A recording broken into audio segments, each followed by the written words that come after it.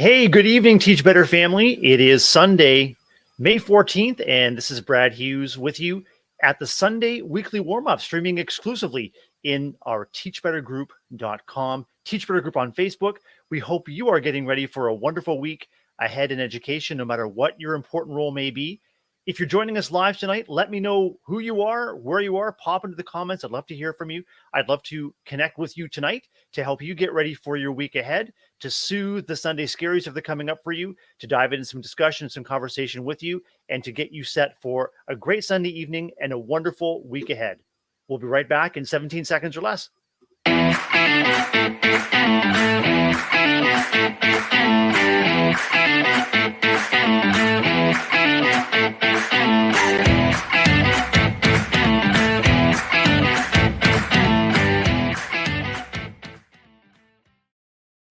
Good evening. Welcome, everyone. You're with the Sunday weekly warm-up. It's Brad Hughes from the Teach Better team, welcoming you into our space. And if you're joining us live tonight on Facebook in our Teach Better Facebook group, let me know where you're tuning in from. Who are you? Where are you? What's your important role in education? And what are you looking forward to this week?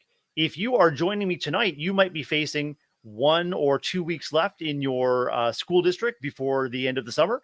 You might have a number of weeks to get ready for the end of the year. And this week, this month here in the Teach Better family, we've been focusing on ending the year strong. So I'd love to know, how are you looking forward to ending the year strong? And what does ending the year strong mean for you? Let's talk about your weekend. How was it? Had a great weekend, beautiful, warm and sunny weather here in Southern Ontario. Had an opportunity to open up our trailer. We have an RV, which is quite close to Lake Huron here in Southern Ontario. Beautiful weather for opening that up. Lovely walks. Wonderful to reconnect with trailer friends and neighbors who are coming up for the season. And that continues to be a wonderful opportunity for my family to spend weekends away. Just a change of pace, a change of scenery. And let's face it, in busy times, we all need things and people and places to look forward to. Really glad to have a guest with us tonight. And we absolutely need a dose of family before the week. And love to know who you are and where you are. If you're tuning us in live here, let me know where you are joining me from, and we can keep the conversation going. Thank you. So I'm looking forward to a wonderful week ahead as well. I hope you are too. Here at Teach Better, we've been focusing on ending the year strong. Maybe that means continuing to connect with colleagues and loved ones so that you have the energy and the reserves that you need to look ahead to all of the wonderful things that are happening for you and for your students, wherever you may be teaching. Maybe you're a classroom teacher and you're looking forward to a number of special classroom events. Maybe you're a school leader and you're looking forward to a number of school events, a number of opportunities for you to get your community together and to rally to end the year strong. This is a time of year as well when energy may be low, expectations and tension may be high. So we get that. We want to make sure that we are here for you and tuning in as part of our Sunday weekly warm-up to help you to get ready for a wonderful week ahead. I wonder how your weekend has been and what you're looking forward to. And Brianne is in the comments. Hi, Brianne. Welcome. Brianne and others who are joining us, let me know how your weekend has been and let me know what you're most looking forward to. Bri, I'm wondering if you have a couple of weeks ahead in the school schedule. And here in Southern Ontario, we have about 6 weeks left, 6 or 7 weeks, taking us right until the end of June. And thanks, Bree. I think you're the coolest too. Welcome in. We have a wonderful opportunity tonight to connect with one another to get our week started in the best possible way.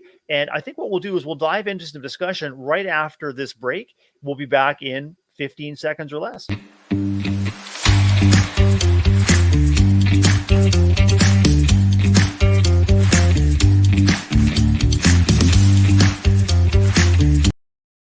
Hey, welcome back. It's Brad Hughes from the Teach Better team. Thanks for joining me tonight here in our private Facebook group. You're with the Sunday weekly warm-up. This is our Teach Better opportunity to connect as a Teach Better community, to reflect on the week that was, to look ahead to the week that will be. And I hope you've had a wonderful weekend wherever you are. Our Teach Better family are out and about all over the place. Our good friend Ray Hewart is on the move this weekend, as well as our good friend Joshua Stamper. Josh and family are also packing up and getting ready to move from Texas to Colorado Springs. I'm staying put here in Southern Ontario, and I wonder if you are anticipating any moves within your school or district. Maybe you are anticipating a move to a different classroom or a different grade level. Maybe you were looking forward to some status quo so that you can repeat your important role, whether it's a second grade classroom or a ninth grade classroom, or maybe you're continuing in your role as a school leader. Let me know in the comments where you are, what your role in education is, and maybe what you're looking forward to in terms of some welcome change, or maybe you're looking forward to just seeing things through the end of the year and looking forward to the summer break ahead. Uh, We've been discussing ending the year strong here on Teach Better this month of May, and a number of ideas have come up in terms of ending the year strong, whether you're a classroom teacher, maybe you're a school leader, maybe you're a paraprofessional, whatever your role in education may be. We're often called to end the year strong. And a great conversation earlier this month with both Jeff Gargas and with Joshua Stamper, asking ourselves, what does it mean to you to end the year strong? Expectations may be high at this time, and our energy may be low. And let's face it, the children and the families that we serve have that incredible mixture of both excitement and positive anticipation as things ramp up for the end of the school year. But there may be those among us who are feeling kind of trepidatious around the end of school year, the end of the familiarity of coming together in our classrooms and buildings.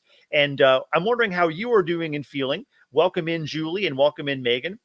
Megan is staying the same content and team, helping more colleagues move towards equitable grading and mastery learning. Fantastic, Megan. And we know that leadership is for everybody. The leadership just exists in every classroom, in every hallway, in every faculty lounge, not just in the head office where our school leaders live and work, but the leadership is all over the place. And it really does take leadership within a community to help things grow and to help things stay motivated and exciting for each and every one of us.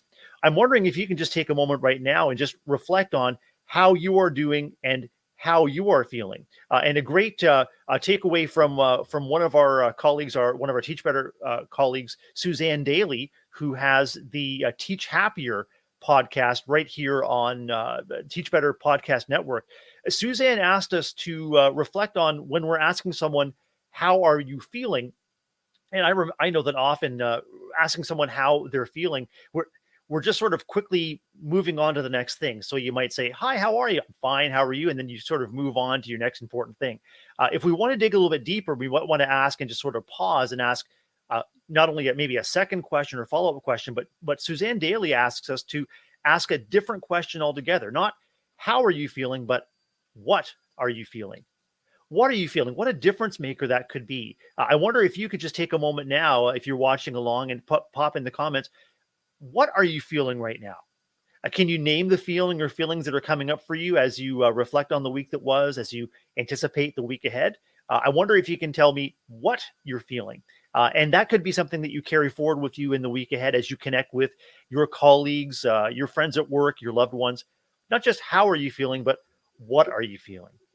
Julie, thanks. Yeah, really tired. 100%. And the school year takes a lot out of so much, so many of us, and looking forward to the summer ahead to refresh. And this is the opportunity as well to really take a look back on all that we have accomplished together as individuals and as teams. Take a look at and celebrate the successes within your classroom community, as well as to acknowledge that, oh, we're tired. We've been working hard. We have been giving all that we can. Maybe you're feeling tired. Maybe you're feeling overwhelmed. But after getting some fire back this weekend, feeling optimistic. Incredible. I wonder if that question, not how are you feeling, but what are you feeling? And just taking a moment to really dig into why might that be? Inviting others to tell you more. I've been reading over the weekend Brene Brown's amazing book, Atlas of the Heart. And we've been coming back again and again to conversations around emotional literacy and around being able to name and share what we're feeling with others. This is a terrific read, Brene Brown's Atlas of the Heart. In that book, Brene takes a look at the research, she takes a look at the documentation, and she takes a look at naming over 100 different human emotions, from the core emotions to peripheral emotions that we may need to name in order to be able to understand and in order to be able to communicate, because of course everything that we do is tied back to language. And when we have the language to communicate what we're feeling, how we're feeling, and why, that's an opportunity for us to connect more deeply, more resonantly with those around us. And heck, if we have an opportunity to dig deeper into the language of emotions with the students we serve and with the school communities we serve, what an amazing opportunity not only to peel back the layers and to open those emotional gates to really become more and more empathetic and really feeling along with others. But the language of naming emotions is something that all of us are continuing to grow in, and it's certainly a key skill that our students and our young people need to continue to develop.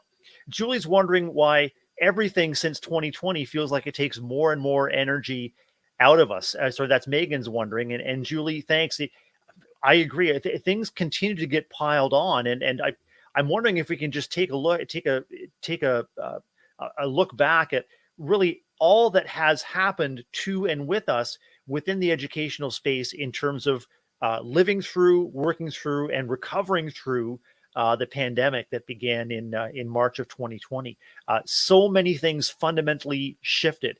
So many aspects of our work, of our life, so much access to information, access to loved ones, access to people was interrupted, of course, and then restored gradually, but restored in a way that maybe things just continue to feel kind of off kilter. I know for myself, when I take a look at how kids, their emotional, social, and academic lives have been impacted, and families as well, there's something that has been impacted. I'm not really sure how to put my finger on it, but this is something that Canadian schools and U.S. schools continue to wrestle with, is really getting a pulse on the emotional and social needs of kids who are with us. Even 2-3 years after the beginning of the pandemic, there still remains much to restore. And what I'm wondering is if there's continues to be a lot of community distress in our neighborhoods, in our cities and towns, maybe within our faculties or our districts.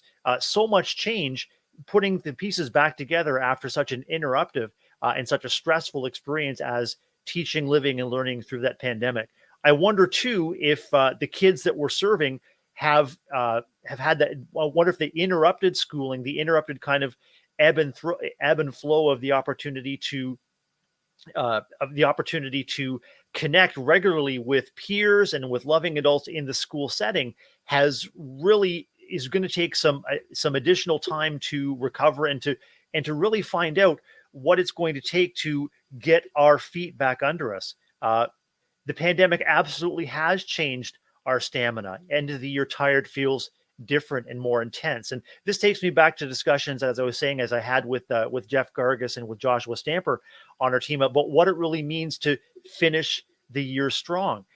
It may be that finishing the year strong means we lay it all out there. We continue to give and give and give all that we can, all that we feel that we must, in order to bring our school communities, our classrooms across the finish line.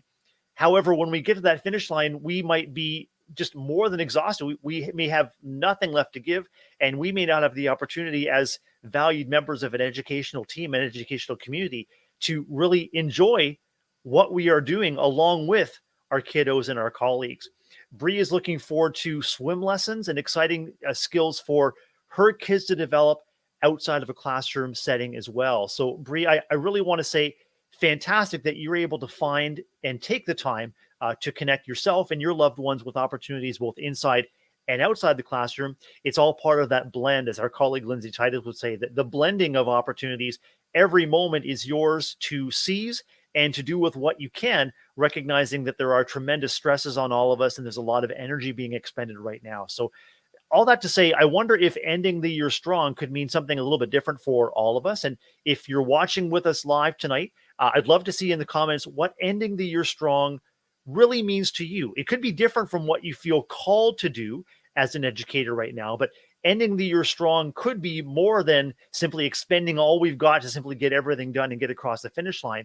It could also be monitoring the energy and monitoring what we're doing, monitoring our output so that we have some reserves left, some gas left in the tank at the end of the school year or as we go along to really just take some moments of breath and take some moments of pause and take some moments to really reflect on and to really celebrate how far we've come, and yet so much that we have yet to do. Hannah's doing all she can to leave school at school to be a mom at home. It has been harder and harder to do, Hannah. And I'm wondering if you or other viewers or listeners can really reflect on why that might be. What has changed? What is changing for you in all of your different roles, whether it's as a parent, as a partner in the family, as a colleague at school, or within our districts? What is changing? And it really reminds me of everything that we have that is within our control, and so much that is with outside of our control that can really make us feel really off kilter. There's so much that we want to do and so much we want to accomplish in our households and in our classrooms, but there are many factors outside of our control that we may have influence, but we may not have the ability to control everything that we would. I wonder what finishing the year strong could mean to you if you gave yourself permission to advocate for what you feel and what you need. I wonder if ending the year strong could be about just being honest and open and transparent with the kids that you serve, that we're in it together and we're going to continue to monitor our emotions and to monitor our needs to make sure that we are all getting across the finish line strong.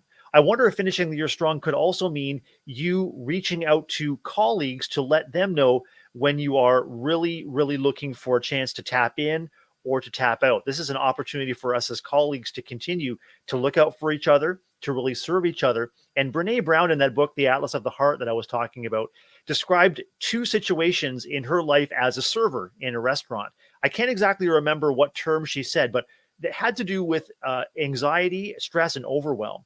And in one case, Brene would go back to the kitchen and she would give a code word, and that would mean that she needed 15 minutes, or she, like any of her colleagues, needed 15 minutes to themselves. And her colleagues rallied around to take care of tables, to take care of orders, to make sure that they just had a moment to decompress. After 15 minutes, it was back on the go, but just an opportunity for you to tap out and to seek help to come in to give yourself an opportunity to restore. And there was another code word that Brene used in her life as a restaurant server that just means that she was totally exhausted, totally like nothing left to give. Everything was expended. And that was sort of an all hands on deck situation.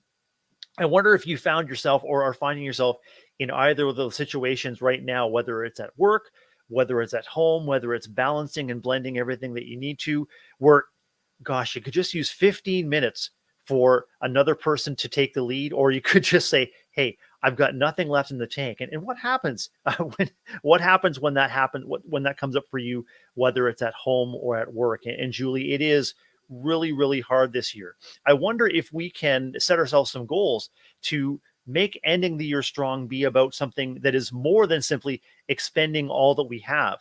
I wonder if there's an opportunity for us to work with our colleagues and to work with our school leaders to really identify now, or on reflection as we get going with the school year for next year, to find out what would it take for all of us to look after each other to the point where we have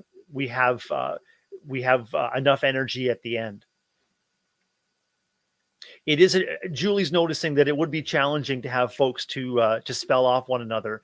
Absolutely. And I wonder if that's an opportunity where school leaders or perhaps school volunteers that are within the building could be tasked to just do a drop in and a tap out. This is something that our friend Dr. Dave Schmittou advocates, is for school leaders to really keep an eye on and keep an eye out for those wonderful educators that we serve, and to not only just to invite staff members to take a few moments to themselves, but also to advocate to step up and to step in when that time is needed. Hannah has said no to a number of leadership opportunities, and self-care, looking after yourself, is key. There are learning opportunities no matter what we do, and I really admire, Hannah, you taking time to be really discerning and to curate the opportunities that are going to make the biggest difference for you. We all know that we can't pour from an empty cup. The reality is, though, that we continue as educators to be asked to do more and more. And because we're givers, because we're carers, because we're servers, we absolutely want to make sure that we're doing all we can, because, hey, we serve kids and families, and this incredible responsibility and incredible opportunity in that as well. It's that self-care piece that can be so hard, especially at this time of year, as there are maybe 2, 3, 4 weeks left in the school year. And as educators, we often feel a tremendous responsibility and even pressure to look after ourselves. And what I'm advocating for, and what I hope that is resonating with you, is within our school communities, learning to look after one another. Let's face it, if we're asked to care for ourselves at busy times, it could turn out to be just one more thing that we're not doing well. And no one needs that. So, as school leaders, or as teacher leaders, or as colleagues, I wonder what it would take as we finish the year strong to really make a commitment to, yes, care for ourselves, to name what we're feeling, what's coming up for us, and to really ask for what we need when there's a mismatch between what's happening and what we need. But as Julie said, learning to do that more comfortably, learning to be comfortable with asking for help, learning to be comfortable as school leaders to notice when there is time, space, and support that's needed. And that means that that we are, growing the community care, not simply self-care, not simply teacher, educator, look after yourself. Remember to rest and to breathe and to do yoga and to eat and to sleep and all of those things. Gosh, we would do them better if we could. We're simply, it's really helpful to think that we're all doing the very best that we can and the very best that we know. But I wonder what it would take to shift the conversation from self-care to community care. Maybe that could be part of how we end the year strong. Let me know what's coming up for you in the comments. We're going to take a quick break, and we're going to be right back with some teachable moments for the week ahead. Stay with us.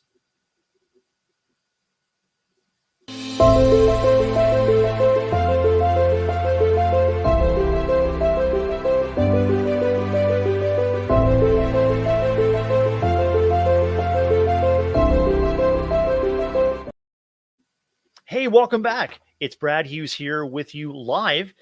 Sunday weekly warm-up time. This is our opportunity for us to connect as a Teach Better community and family, to reflect on the week that was, to look ahead to the week that's coming up. We're streaming exclusively in our Facebook group at teachbettergroup.com. We're so glad that you're joining us tonight.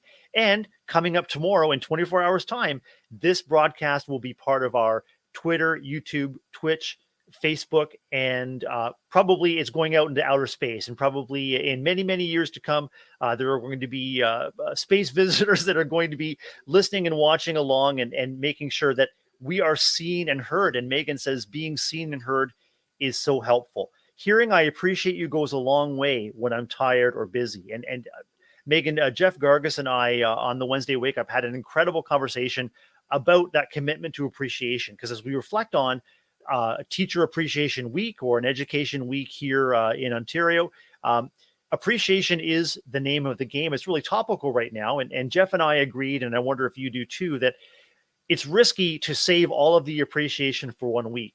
Making appreciation part of your daily routine and making sure that it's specific and that it's sincere is really an important part of getting connected and staying connected.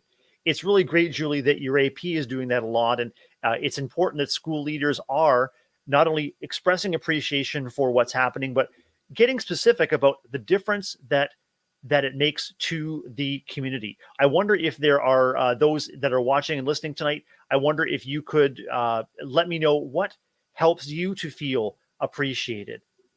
Brianne, it's for music. So Brianne's music can really uplift her mood. I wonder what's coming up for you in terms of what makes you feel appreciated. Maybe it's a comforting word. Maybe it is a small gift or a snack. Maybe it's time that you can take to rest, to restore, and maybe it's just an opportunity to work together as a team. The love languages come up for me when I think about the different ways that I feel and that I can express appreciation to others. Sometimes it's service, sometimes it's gifts, sometimes it's time. One gift for me is surprise. I love sharing an element of surprise with others. Look for every opportunity to lift others up, to brighten a day or to lighten a load. And I wonder here at this time, if you had a wish for the week ahead, I wonder how or what would lighten your load or brighten your mood. If you were to walk in tomorrow, I wonder what a colleague could do or say for you or to you to help you feel that lift that you need. And if you can identify what that might be, one challenge is to put that out there. Jokes. Thanks, Brienne. Class playlist, what helps to keep. Thank you, Hannah. Class playlist keeping us pumped. And Julie, there's no question that the power of the handwritten note is key. Darren Peppard, one of our Teach Better podcasters, as well as author and consultant and school leader from Road to Awesome, in his recent podcast was advocating for 5 different ways that the school community could honor teachers, and one was simply the power of the handwritten note. Handwritten notes from teachers to students as well. I wonder if you're in the habit of leaving a post-it note or maybe even using a dry erase board marker on a desk to welcome kids in. I would love to see and hear in the comments the kind of things that you're doing to express appreciation, not simply within a week for Teacher Appreciation Week, but on a daily and an ongoing basis. Megan is pulling into work with the volume all the way up. And I would love if you could, in your comments, what's on your playlist? If you're pulling up, and what's on your playlist? I had a colleague many years ago who had Livin' La Vida Loca turned up to volume 11 on her way into work, and you could even hear the music pumping as she pulled up and unloaded her materials as she started the school year. Started the school day. It was really, really inspiring. So maybe it's Livin' La Vida Loca. Maybe you've got some AC/DC or some Coldplay. Maybe it's some Rihanna or J-Lo. I wonder what's coming up for you in terms of your playlist. And maybe a Teach Better custom playlist might be in the offer if we have enough of the list coming up. Appreciation notes from Bree and a hot cup of coffee from Josh. Incredible. It's wonderful to know what our favorite beverages might be, whether they're hot or cold. And that's again that power of surprise, that power of surprising someone with a just right beverage is really incredible. It's the small things that can really make a difference. One tradition that I'm excited to share with you is my tradition of putting on a hot pot of coffee for our staff members every morning when I arrive at school. Of course, my brain is going a mile a minute as I pull up to the school building, and so I find that the opportunity to get a pot of coffee set up for our staff, well, does a number of things. One is it fills the building with a wonderful aroma of hot coffee, which can be really appealing for folks who are arriving, especially on an early morning.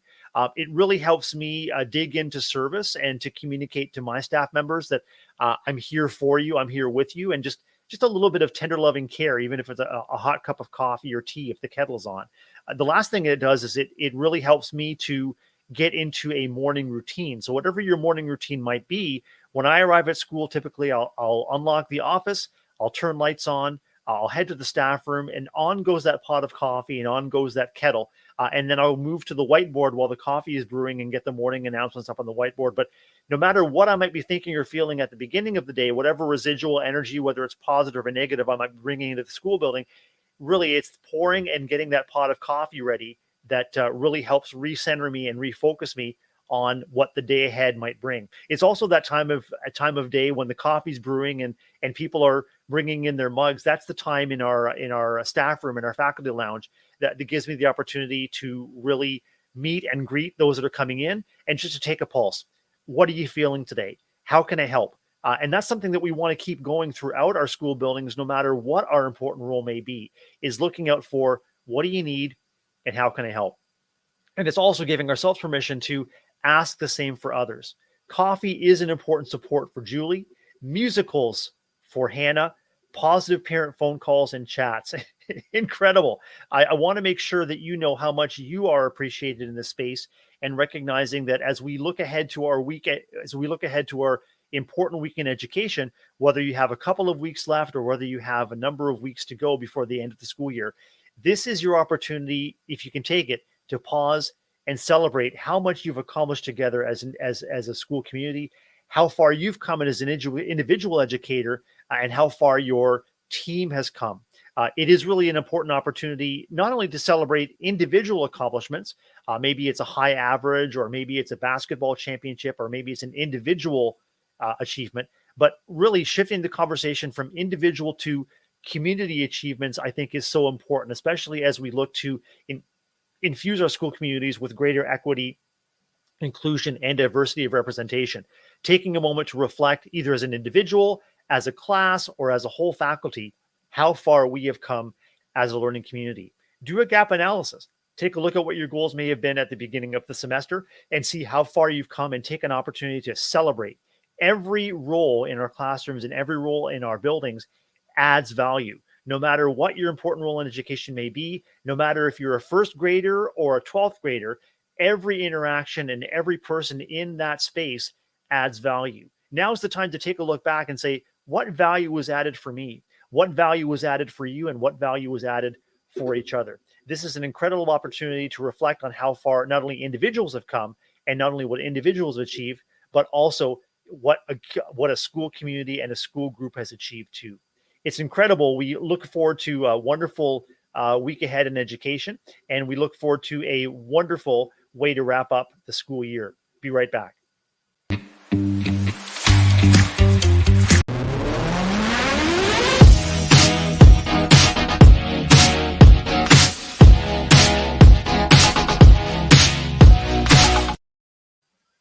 Hey, good evening, everyone. We are about to wrap up the Sunday weekly warm-up. It is Sunday, May the 14th. It's Brad Hughes here with you in our exclusive Teach Better group on Facebook, streaming live with incredible commenters with us. And thank you, Megan. Great suggestions. And I really love to make sure that we have an opportunity to celebrate your incredible work that we are doing. Julie's reflecting on the incredible growth that comes through adversity. And Julie, you're absolutely right. And when we think of sort of the worst things that can and do happen to us, it's sometimes only on reflection that we realize how much we have grown. Not simply survive, but as we are moving to learning through practice. And it's not win or lose, it's win or learn. And we are able to reflect in better times when we have the capacity and we have the energy and the space, of course, to reflect on how much we have learned and how much we have come together. Coffee is always a great suggestion, and Brianne is roasting me here in the comments with cool beans. I think you're cool beans, Brie. Thanks so much. And Hannah's reflecting on testing, and parents do love to hear how their child is growing. And that is part of my take action encouragement for you as you look ahead to this week is, first of all, give yourself permission to breathe and give yourself permission to ask for the help you need. Give yourself permission to let others know what's coming up for you as you look ahead to this week and as you look ahead to the weeks to come as we wrap up the school year. Number two is, I wonder if ending the year strong could include managing our energy and helping to care for each other so we're not all ending the year at the finish line too exhausted to really reflect on or to celebrate the growth that we've done. The third invitation to you this week is to celebrate and let others know how much they are appreciated. Not just what you appreciate, but also try to get specific and dig a little bit deeper. Try to get into what their contributions mean for you and what they mean to the school community. Make that language of appreciation in just an ongoing part of your week this week. Leverage the signs of gratitude to know that the more gratitude that we convey, the more connections we make, and the more others may be inspired to do the same. And the last invitation for you as you look ahead to the week is to celebrate the growth. Celebrate the growth that you have made as an educator. Celebrate the growth that you've been able to engender in your classroom spaces, in your educational spaces, as well as keep a lookout for how to celebrate the growth that our school communities are making. Not simply individual achievements, but also our classes, our small groups, our grades, and our whole faculties. How have you grown? And how do you know? Let's celebrate the growth that we've had this school year as we look ahead to our week in education. I've been really pleased to kick off the week with you here. Thank you so much for joining me here in the comments, and I want to wish you a wonderful week ahead. Please make sure that you are in touch with us at Teach Better if we can support your work in any way. My Twitter handle is right there at Brad_Hughes. I would love to hear from you. And please make sure that you look after yourself, look after each other, and make sure that Teach Better is a part of your community each and every day. Have a wonderful week ahead, everyone.